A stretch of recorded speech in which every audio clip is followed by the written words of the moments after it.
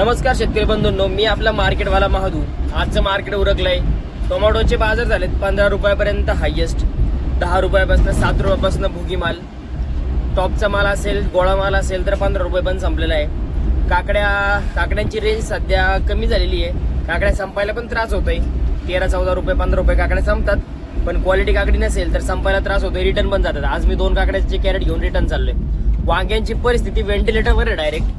वांगी 10-12 रुपये सुद्धा संपत नाही आहेत. 100ला कॅरेट सांगूनही गिराईक वांगी घेत नाही. चांगली त्यातले त्यात चांगली क्वालिटी असेल तर 10-15 रुपयापर्यंत वांगी जात आहेत.